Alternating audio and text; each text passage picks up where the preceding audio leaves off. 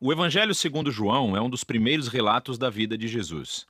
E aprendemos no final do livro que vem de um dos seguidores mais próximos de Jesus, conhecido como o discípulo que Jesus amou. Ele aparece muitas vezes na história em si, e há algum debate sobre se é João o filho de Zebedeu, um dos 12, ou outro João diferente que morava em Jerusalém e era conhecido na igreja como João o presbítero.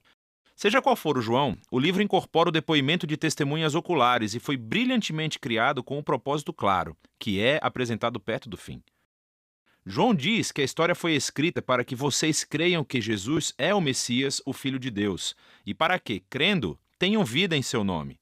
João acredita que o Jesus sobre o qual você lê nesse livro está vivo e é real, e que ele pode mudar a sua vida para sempre. O design do livro é muito legal. A primeira metade começa com um poema e um conto, que é seguido por um grande bloco de histórias sobre Jesus realizando sinais milagrosos que causam um aumento gradual de controvérsia. E tudo isso culmina no seu maior sinal, a ressurreição de Lázaro, que cria a maior controvérsia, quando os líderes de Israel decidem matar Jesus. E isso inicia a segunda parte do livro. Esses capítulos se concentram na última noite e nas últimas palavras de Jesus a seus discípulos, que são seguidas por sua prisão, julgamento, morte e ressurreição. O livro conclui com um epílogo. Neste vídeo, vamos nos concentrar na primeira metade. Então, o livro começa com uma introdução de duas partes. Primeiro, um poema que começa, no princípio, a palavra já existia. Uma referência óbvia a Gênesis 1, quando Deus criou tudo com a sua palavra. Agora, as palavras de uma pessoa são diferentes dessa pessoa, mas também são a personificação da mente e da vontade dela. Assim, João diz que a palavra de Deus estava com Deus, o que é distinto. E ainda assim, a palavra era Deus, e isso é divino. E quando refletimos sobre essa afirmação, ouvimos depois no poema que essa palavra divina se tornou humana em Jesus. Então João parte das histórias do Êxodo, afirmando que Jesus era o tabernáculo de Deus no nosso meio. A gloriosa presença divina que pairava sobre a Arca da Aliança tornou-se humana em Jesus. O que leva à sua última afirmação, de que o único Deus verdadeiro de Israel era Deus Pai e o Filho, que se tornou humano para nos revelar o Pai. Agora, ao considerarmos essas afirmações, começamos a ouvir uma história sobre como João Batista conheceu Jesus pela primeira vez e levou outras pessoas a o conhecerem e a se tornarem seus discípulos. E uma por uma, conforme as pessoas se encontravam com Jesus, elas diziam em voz alta quem pensavam que ele é. E nesse capítulo, Jesus recebe 7 títulos. Esses títulos apontam para o interesse que João tem no número 7, mas juntos também têm um significado. Que esse Jesus de Nazaré, que é totalmente humano, é o rei messiânico. Ele é o mestre de Israel. Ele é o Filho de Deus que morrerá pelos pecados do mundo. Essa é uma afirmação muito grande para ser feita sobre uma pessoa, e João irá defendê-la através das histórias nos capítulos 2 a 12. Todas elas têm o mesmo padrão básico. Jesus faz um sinal ou uma afirmação sobre si mesmo, e isso resulta em mal-entendidos ou controvérsias. E assim, no final de cada história, as pessoas são forçadas a decidir quem elas pensam que Jesus é. A primeira sessão mostra Jesus encontrando 4 instituições judaicas clássicas. E em cada encontro, Jesus mostra que ele é a personificação dessa instituição. Então, Jesus está numa festa de casamento e o vinho acaba. E Jesus transforma esses enormes jarros de água, algo como 455 litros no total, no melhor vinho de sempre. E o garçom diz ao noivo: "Você deixou o melhor vinho para o final", o que de fato é verdade. Mas João considera esse milagre o primeiro sinal de Jesus. Em outras palavras, é um símbolo que revela algo sobre Jesus. Assim como Isaías disse que o reino messiânico seria como uma grande festa, com ótimo vinho, este primeiro sinal milagroso revela a generosidade do reino de Jesus. Em seguida, Jesus vai ao Templo de Jerusalém, o lugar onde o céu e a terra deveriam se unir e Deus se encontraria com seu povo. Jesus afirma sua autoridade sobre o templo, acabando com os vendedores e interrompendo as ofertas de sacrifício. E quando os líderes do templo o ameaçam, ele diz: "Destruam esse templo, e eu o erguerei novamente em 3 dias." Jesus afirma que sua morte sacrificial será o lugar onde o céu e a terra realmente se encontrarão. O seu corpo que será morto é a personificação do templo. Jesus, então, conversa a noite inteira com um rabino chamado Nicodemos, que pensa que Jesus é como ele, outro rabino e mestre de Israel. Mas Jesus diz que Israel precisa de muito mais do que apenas outro mestre com novas informações. Israel precisa de um novo coração e de uma nova vida. Ou, em suas palavras, ninguém pode experimentar o reino de Deus sem nascer de novo. Jesus acredita que os seres humanos estão presos a uma teia de egoísmo e pecado que levam à morte, mas também sabe que Deus ama este mundo e é por isso que ele está aqui, para oferecer às pessoas um novo nascimento, uma nova chance de vida. A partir daqui, Jesus viaja para o norte e ele acaba em um poço sagrado conversando com uma samaritana, isto é, uma mulher não judia. E eles começam a falar sobre a água que Jesus transforma em uma metáfora para si mesmo. Ele diz que ele está aqui para trazer água que pode se tornar em uma fonte de vida eterna. Agora, em João, esse termo se refere a uma nova qualidade de vida, que é infundida com o amor eterno de Deus. E é uma vida que pode começar agora e perdurar no futuro. Depois disso, João criou outra coleção de histórias que ocorreram durante 4 dias de banquetes sagrados judaicos. E, novamente, Jesus usa as imagens relacionadas ao banquete para fazer afirmações sobre si mesmo. Primeiro, Jesus cura um paralítico no sábado, o que gera uma controvérsia com os líderes judeus sobre trabalhar no dia de descanso. E Jesus diz que é o seu pai quem está trabalhando no sábado, por isso ele também está. E eles entendem o seu significado, pois ele estava chamando Deus de seu pai, igualando-se a Deus, e assim eles decidem que querem matá-lo. A próxima história acontece durante a Páscoa, a festa que recontou a história do Êxodo com essa refeição simbólica do cordeiro, do pão e do vinho. E Jesus, milagrosamente, fornece comida para uma multidão de milhares de pessoas, o que resulta em pessoas pedindo mais pão. Então Jesus prossegue afirmando que ele é o verdadeiro pão, e quem procurar satisfação nele, descobrirá a vida eterna. Isso ofende muitas pessoas que deixam de segui-lo. Depois disso, vem um bloco de histórias que acontecem em Jerusalém durante a festa dos tabernáculos, que recontam histórias das peregrinações de Israel no deserto, quando Deus os guiou com uma coluna de nuvem e depois fogo e lhes deu água no deserto. E Jesus se levanta no pátio do templo e grita: "Se alguém tem sede, venha a mim e beba."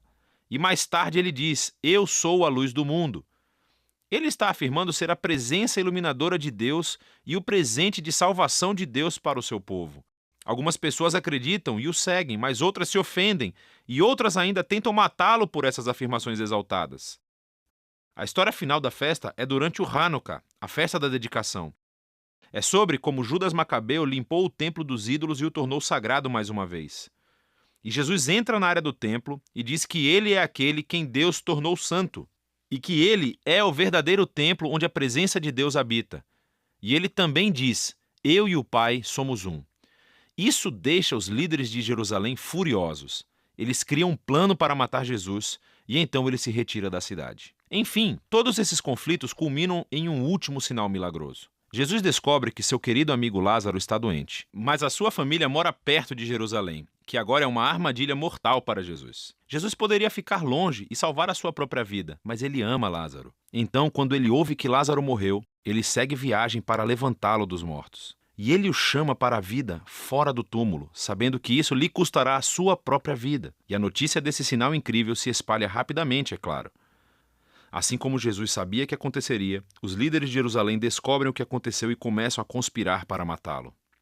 Então ele vai para Jerusalém como o rei de Israel que foi rejeitado pelos seus líderes. A primeira metade de João chega ao fim com a história sobre como Jesus sacrificou sua vida com um ato de amor pelo seu amigo. E isso, claro, também é um sinal que resultará na crucificação que será explorada com mais detalhes no próximo vídeo. Mas, por enquanto, essa é a primeira metade do Evangelho de João. Aprendemos que João escreveu este livro para afirmar que Jesus é o Messias, o Filho de Deus, a personificação humana da Palavra de Deus e a presença gloriosa que veio revelar quem verdadeiramente é Deus. Em seguida, exploramos como João projetou a primeira metade do livro para demonstrar essa afirmação. Jesus realizou sinais milagrosos e fez enormes afirmações sobre si mesmo de que ele era a personificação de toda a história de Israel. Mas tudo isso gerou controvérsia e os líderes judeus confrontaram Jesus por todas essas alegações. O que culminou em Jesus sacrificando a sua própria vida por seu amigo Lázaro. Ao aproximar-se de Jerusalém para ressuscitá-lo dos mortos, Jesus selou seu destino. E assim, uma vez que o plano para assassinar Jesus é colocado em ação, chegamos à segunda metade do livro. A primeira parte foca inteiramente na última noite de Jesus e suas últimas palavras aos discípulos, enquanto ele tenta prepará-los para a sua morte. Jesus realiza esse ato chocante no jantar. Ele assume o papel de um servo comum, ajoelhando-se para lavar os seus pés sujos. Algo que, em sua cultura, um rabino superior jamais faria por seus discípulos. E Jesus diz que isso é um símbolo do seu propósito de vida, de revelar a verdadeira natureza de Deus como um ser de amor abnegado. E é também um símbolo do que Jesus está prestes a fazer ao se tornar um servo e abrir mão de sua vida para morrer pelos pecados do mundo. E assim, esse ato demonstra o maior mandamento para os seus discípulos, de que eles deveriam continuar amando uns aos outros como ele os amou. Atos de generosidade em amor devem ser a marca dos seguidores de Jesus. E isso é o que mostrará ao mundo quem Jesus é, e assim quem Deus é. Daqui em diante, Jesus entra em um discurso longo e fluente que é concluído com uma oração. E você verá que toda essa parte é unificada por alguns temas repetidos. Jesus continua dizendo que está indo embora, o que deixa os seus discípulos tristes. Mas Jesus diz que é por uma boa causa, pois isso significa que ele enviará o Espírito, também conhecido como o advogado. Como humano, Jesus só pode estar em um lugar de cada vez, mas o Espírito é a presença pessoal divina de Jesus em qualquer lugar e em qualquer momento. E o Espírito fará várias coisas, afirmou Jesus. Então, lembre-se, para João, a única divindade do Deus único consiste no relacionamento amoroso e unificado entre o Pai e o Filho. Jesus diz que o Espírito é essa presença pessoal amorosa que irá viver no seu povo e atraí-los para o amor entre o Pai e o Filho. E assim, diz Jesus, seus discípulos são aqueles que habitam ou permanecem nesse amor divino, do mesmo modo que os ramos são interligados a uma videira. Ele descreve aqui como o amor pessoal de Deus pode permear a vida de uma pessoa, curando, transformando-a e a renovando. E tem mais. O Espírito também dará poder aos seguidores de Jesus para que possam levar adiante a sua missão no mundo, cumprindo o grande mandamento, que é amar os outros por meio de atos radicais de serviço. Além disso, Jesus também diz que a sua missão é dar testemunho da verdade e expor a maneira egoísta e pecaminosa que nós, humanos, tratamos uns aos outros, e declarar que Deus salvou o mundo através dele porque o ama. Ele expôs uma nova maneira de tornar-se humano novamente. E, finalmente, Jesus prevê que haverá oposição. Assim como os líderes judeus o rejeitaram, os seus seguidores também serão perseguidos. Mas ele diz a eles para não terem medo, pois ele já conquistou ou venceu o mundo. O que Jesus quer dizer aqui com vitória? Ele não deixa claro. Mas isso nos leva à seção final do livro em que João nos mostra como é essa vitória, no estilo de Jesus. Os líderes judeus mandam soldados ir atrás de Jesus e de seus discípulos para prendê-lo. E quando os soldados perguntam qual deles é Jesus, ele declara, "Eu sou." E eles caem para trás. Isso é algo brilhante da parte de João. Essas palavras são o ponto culminante de 2 conjuntos de 7 exemplos em que Jesus usou a mesma frase. E tudo isso destaca uma das principais afirmações de João sobre Jesus. As palavras "eu sou", ou em grego ego e me, são a tradução grega do nome da aliança pessoal de Deus em hebraico que foi revelada a Moisés no capítulo 3 de Êxodo. Elas também foram repetidas muitas vezes em Isaías. E João, estrategicamente, colocou 7 momentos em sua história onde Jesus diz "eu sou", seguido por alguma afirmação surpreendente. Eu sou o pão da vida. Eu sou a luz do mundo, a porta das ovelhas, o bom pastor, a ressurreição, o caminho, a verdade e a vida, a videira verdadeira. E João criou também outras 7 histórias com momentos-chave, onde Jesus simplesmente diz "eu sou", ecoando esse nome divino. E assim, nesse relato da prisão de Jesus acontece o clímax irônico de todas as histórias, pois nela Jesus revela o seu nome divino, o poder e a vitória, precisamente no momento em que desiste de sua própria vida. Depois disso, Jesus é levado a julgamento por suas exaltadas afirmações de ser o Filho de Deus e o Rei de Israel, primeiro perante o sumo sacerdote e depois perante o governador romano, Pilatos, que precisava levar a sério qualquer um que afirmasse ser o Rei de Israel. E Jesus diz a Pilatos que o seu reino não é deste mundo, o que significa que ele é um rei e que o seu reino é para este mundo. Mas o seu sistema de valores radicalmente diferente e a sua redefinição de poder e grandeza, nada disso é procedente deste mundo. Pelo contrário, eles são definidos pelo caráter de Deus, que Jesus revelou através do seu reino invertido, que é resumido pela cruz. É o lugar onde o verdadeiro rei do mundo conquista o pecado e o mal, deixando-os conquistá-lo. E Jesus ganha a vitória sobre o mundo através de um ato de amor altruísta. Depois disso, o corpo de Jesus é colocado em um túmulo que é então selado. E no primeiro dia da semana, Maria e depois outros discípulos descobrem que, estranhamente, o túmulo está aberto e vazio. E de repente Maria encontra Jesus. Ele está vivo dentre os mortos. Agora a ressurreição de Jesus se conecta a outro padrão de setes no Evangelho de João. Voltando à festa de casamento em Caná, quando Jesus transformou água em vinho, João nos disse que este foi o primeiro sinal de Jesus. E ele também identificou o segundo sinal, a cura do menino doente, no capítulo 4. Mas depois disso, João passa a deixar você contar os sinais. E se você contar, vai notar que o sexto sinal foi a ressurreição de Lázaro do túmulo que Jesus realizou custando a sua própria vida. Esses e todos os outros sinais apontam para este sétimo e grandioso sinal no ponto culminante da história, a ressurreição de Jesus dos mortos. Ele confirma a afirmação de que Jesus é o Filho de Deus, o autor de toda a vida cujo amor conquistou a própria morte. Depois do sepulcro vazio, Jesus se encontra com todos os discípulos, envia o Espírito Santo como tinha prometido e os comanda, através do Espírito, a continuar sua missão do Pai entre eles.